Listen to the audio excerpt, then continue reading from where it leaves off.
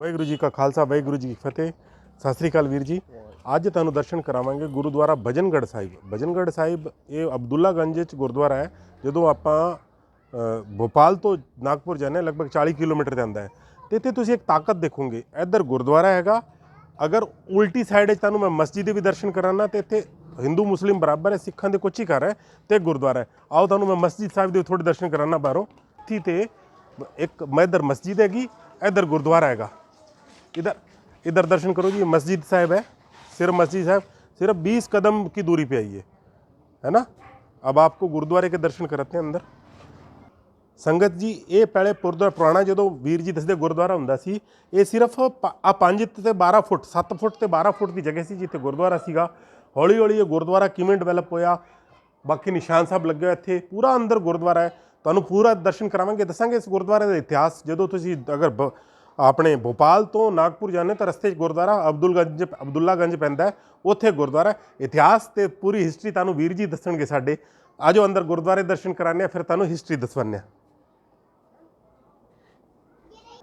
ਵਾਹਿਗੁਰੂ ਵਾਹਿਗੁਰੂ। ਆ ਜਾਓ ਅੰਦਰ। ਵਾਹਿਗੁਰੂ ਦਾ ਸਤਨਾਮ ਸਤਨਾਮ ਜਪਦੇ ਆਓ ਤਾਂ ਵਾਹਿਗੁਰੂ ਜੀ ਦੇ ਦਰਸ਼ਨ ਕਰੋ ਜੀ। ਇੰਨੀ ਸੋਹਣੀ ਜਗ੍ਹਾ ਬਣਾ ਰੱਖੀ ਹੈ ਵੀਰ ਜੀ ਹੋਰਾਂ ਨੇ। ਤੁਸੀਂ ਖਾਲੀ ਦਰਸ਼ਨ ਮਾਤਰ ਨਾਲ ਹੀ ਪੂਰੇ ਤੁਹਾਨੂੰ ਮਨ ਨੂੰ ਸ਼ਾਂਤੀ ਮਿਲਦੀ ਹੈ ਜੀ। ਵਾਹਿਗੁਰੂ ਵਾਹਿਗੁਰੂ ਵਾਹਿਗੁਰੂ ਵਾਹਿਗੁਰੂ ਵਾਹਿਗੁਰੂ ਵਾਹਿਗੁਰੂ ਸਤਨਾਮ ਵਾਹਿਗੁਰੂ। ਵਾਹਿਗੁਰੂ ਜੀ ਕਾ ਖਾਲਸਾ ਵਾਹਿਗੁਰੂ ਜੀ ਕੀ ਫਤਿਹ। ਸੰਗਤ ਜੀ ਵੀਰ ਭਗਵਾਨ ਸਿੰਘ ਜੀ ਤੁਹਾਨੂੰ ਪੂਰੀ ਦੀ ਪੂਰੀ ਇਸ ਗੁਰਦੁਆਰੇ ਦੀ ਹਿਸਟਰੀ ਦੱਸਣੀ। ਵੀਰ ਜੀ ਪੂਰੇ ਗੁਰਦੁਆਰੇ ਦੀ ਹਿਸਟਰੀ ਦੱਸੋ ਸਾਨੂੰ ਕਿ ਕਿਵੇਂ ਗੁਰਦੁਆਰਾ ਬਣਾਇਆ, ਤੁਸੀਂ ਕੀ ਕੀ ਕੀਤਾ, ਇੱਥੇ ਕਿਹੜੀ ਕਿਹੜੀ ਸੰਤ ਆਏ, ਕਿਹਨਾਂ ਨੇ ਦਰਸ਼ਨ ਕੀਤੇ, ਕਿਹਨਾਂ ਦੇ ਆਸ਼ੀਰਵਾਦ ਨਾਲ ਗੁਰਦੁਆਰਾ ਬਣਿਆ। वाहिगुरु जी का खालसा वाहिगुरु जी की फतेह। इधर महाराज साडा मकान सी। हाँ जी हाँ जी। हिंदी बोलो? हाँ जो मर्जी हिंदी। हाँ हिंदी बोलो। तो ये हमारा मकान था पहले, कच्चा मकान सी।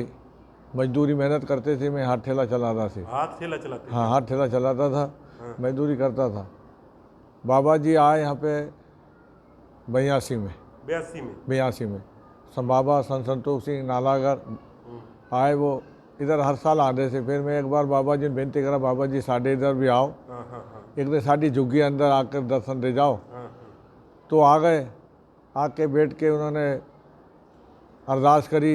मैंने कहा बाबा जी एक छोटा गुरुद्वारा बन जाए। अच्छा।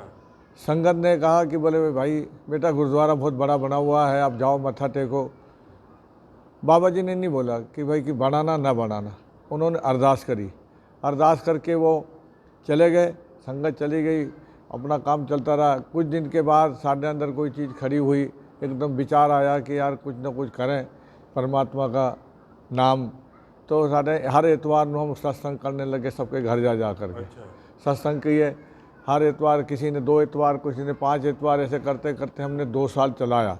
2 साल पूरे हो गए। हमने कहा कि कल अगर किसी ने नहीं बुलाया हम कहाँ बैठेंगे। सही बात है। सबने कहा कि बोले, मैंने कहा भाई मेरे इधर जगह है, ये पड़ी है 12 फीट जगह है, 12 7 बाई है ये कमरा, इसको बना लो। उसको हमने बनाया, मिट्टी ईंट हथौले में ला करके उसको तैयार कर लिए। तैयार हो गया। तैयार होने के बाद में हमारे एक वीर जी आए, जगदीश सिंह जी थे। उन्होंने कहा कि बोले यार तुम गुरुद्वारा ही बना लो ना यहाँ पे, क्यों नहीं, छोटा सा। मैंने कहा वीर जी जगह रहे, बाबा अपने को कौन देगा। बोले अपन उसका करेंगे जुगाड़। एक नानक सिंह भोपाल वाला रहता सी, उन्होंने कहा भाई बाबा जी सेवा मैं कराऊँ। ऐसे करके साहब वो चलता रहा प्रोग्राम।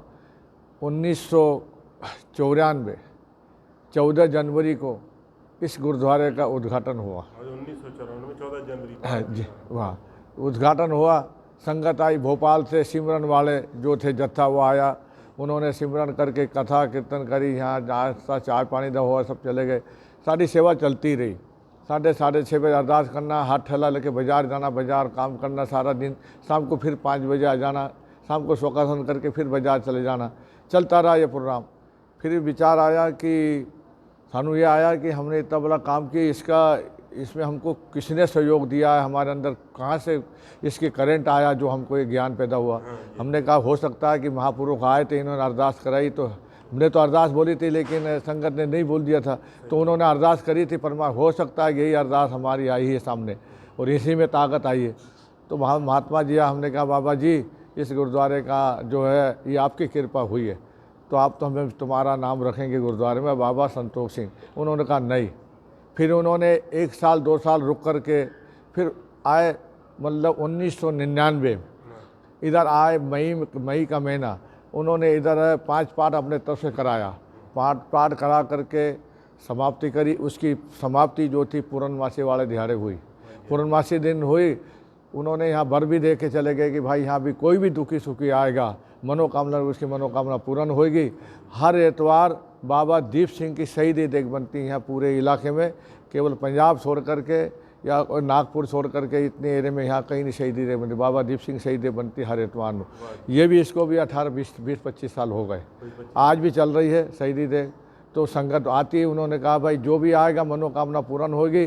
दुखी सुखी कोई बीमार बंदा आंधा है उसमें नहलाते भी हैं कि भाई उसको परेशान, भाई कहीं इलाज नहीं उसका हो रहा, कहीं उसको आराम नहीं आ रहा, तो यहाँ नहलाते भी हैं और अरदास करते हैं, तो सबको आराम आता है बिल्कुल। और इसी कारण यहाँ पे संगत हमारी जो है सब प्यार वाली है।